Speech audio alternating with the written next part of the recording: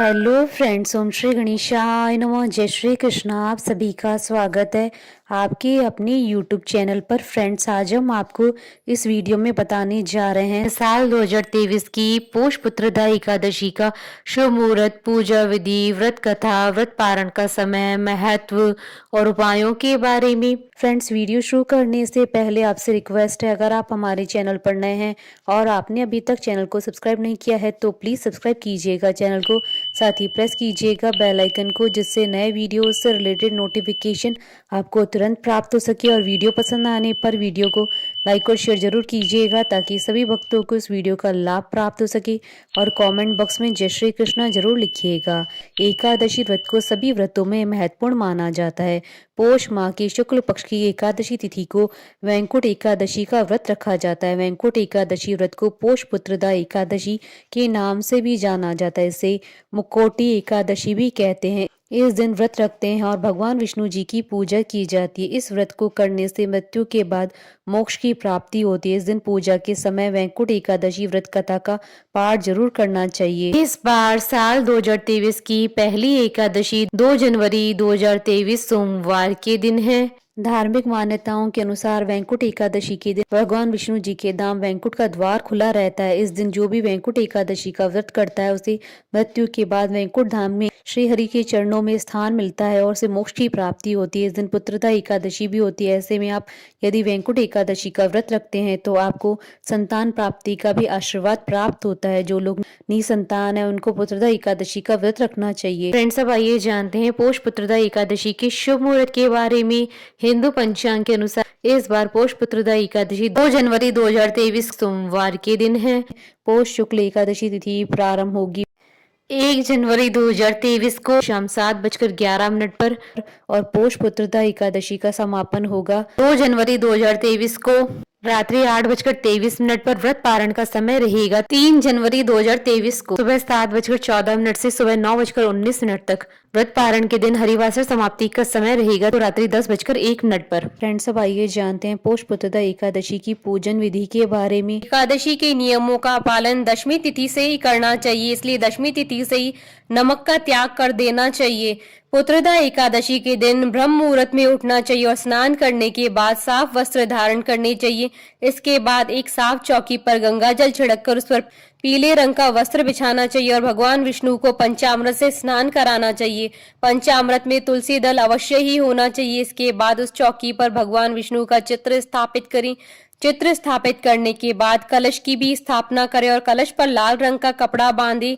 इसके बाद भगवान विष्णु का चंदन से तिलक करें और उन्हें पीले फूलों की माला और पुष्प अर्पित करें। पुष्प अर्पित करने के बाद भगवान विष्णु को पीले फूल, फल, नैवेद्य, पीले रंग की मिठाई आदि अर्पित करें। इसके बाद भगवान विष्णु की विधिवत पूजा करें, उनके मंत्रों का उच्चारण करें और पुत्रदा एकादशी की कथा सुने। पूजा के बाद भगवान विष्णु की धूप व दीप से आरती उतारे, उन्हें मिठाई का भोग लगाएं। इसके बाद भगवान विष्णु से जाने अनजाने में हुई भूल के लिए क्षमा प्रार्थना करें। यदि व्रती चाहे तो संध्या काल में दीपदान के पश्चात फलाहार कर सकते हैं। व्रत के अगले दिन द्वादशी पर किसी जरूरतमंद व्यक्ति या ब्राह्मण को भोजन कराकर दान दक्षिणा देकर व्रत का पारण करना चाहिए। पुत्रदा एकादशी व्रत के नियम। यह व्रत 2 प्रकार से रखा जाता है, निर्जला व्रत और फलाहारी अथवा जलीय व्रत। सामान्य तौर पर निर्जला व्रत पूर्णतः स्वस्थ व्यक्ति को ही रखना चाहिए। सामान्य लोगों को और अन्य को फलाहारी या जलीय व्रत रखना चाहिए। संतान संबंधी मनोकामनाओं के लिए इस दिन भगवान श्री कृष्ण के बाल गोपाल रूप या श्री नारायण की उपासना करनी चाहिए।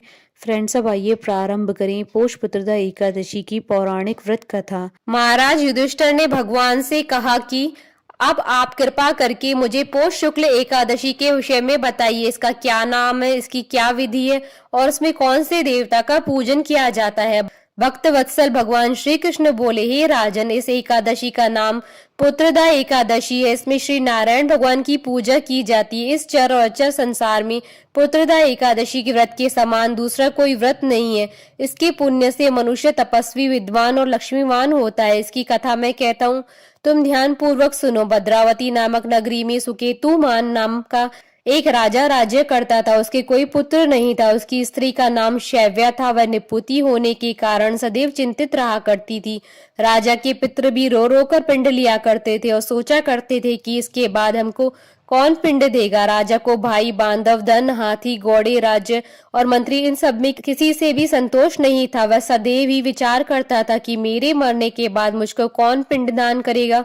बिना पुत्र के पितरों और देवताओं का ऋण मैं कैसे चुका सकूंगा। जिस घर में पुत्र न हो उस घर में सदैव अंधेरा ही रहता है।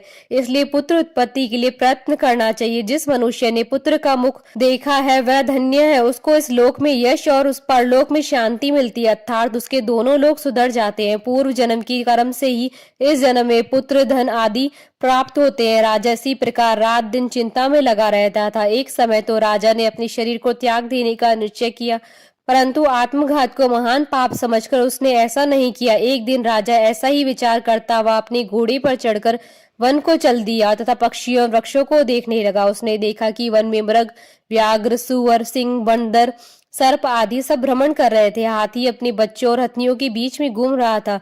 इस वन में कहीं तो गीदड़ अपने कर्कश स्वर में बोल रहे हैं, कहीं उल्लू ध्वनि कर रहे हैं। वन के दृश्यों को देखकर राजा सोच विचार में लग गए। इसी प्रकार आधा दिन बीत गया।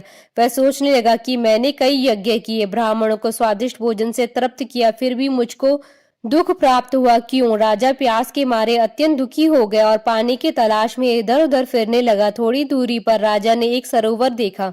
उस सरोवर में कमल खिले थे तथा सारस, हंस, मगरमच्छ आदि विहार कर रहे थे। उस सरोवर के चारों तरफ मुनियों के आश्रम बने हुए थे। उसी समय राजा के दाहिने अंग फड़कने लगे। राजा शुभ शकुन समझकर घोड़े से उतरकर मुनियों को दंडवत प्रणाम करके बैठ गया। राजा को देखकर मुनियों ने कहा, हे राजन, हम तुमसे अत्यंत प्रसन्न हैं, तुम्हारी क्या इच्छा है सो कहो। राजा ने पूछा, महाराज आप कौन हैं और किस लिए यहाँ आए, कृपा करके बताइए। मुनि कहने लगे कि हे राजन, आज संतान देने वाली पुत्रदा एकादशी है। हम लोग विश्व देव हैं और सरोवर में स्नान करने के लिए आए हैं। यह सुनकर राजा कहने लगा कि महाराज, मेरे भी कोई संतान नहीं है।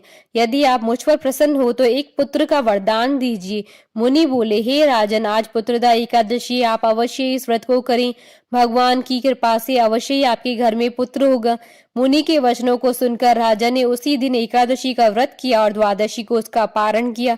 उसके पश्चात मुनियों को प्रणाम करके महल में वापस आ गया। कुछ समय बीतने के बाद रानी ने गर्भ धारण किया और 9वें महीने के पश्चात उसके एक पुत्र हुआ। वह राजकुमार अत्यंत शूरवीर, यशस्वी और प्रजापालक हुआ। श्री कृष्ण बोले, हे राजन, पुत्र प्राप्ति के लिए पुत्रदा एकादशी का व्रत करना चाहिए। जो मनुष्य इस महात्मा को पढ़ता है या सुनता है उसे अंत में स्वर्ग की प्राप्ति होती है। संतान प्राप्ति का उपाय, प्रातः काल पति पत्नी दोनों संयुक्त रूप से भगवान श्री कृष्ण की उपासना करें। संतान गोपाल मंत्र का जाप करें। मंत्र जाप के बाद पति पत्नी प्रसाद ग्रहण करें। गरीबों को श्रद्धा अनुसार दक्षिणा दें और उन्हें भोजन कराएं। बोले भगवान श्री कृष्ण की जय, भगवान विष्णु की जय, सनातन धर्म की जय। हमारे साथ इस वीडियो में अंत तक बने रहने के लिए आपका धन्यवाद। ओम श्री गणेशाय नमः। जय श्री कृष्णा।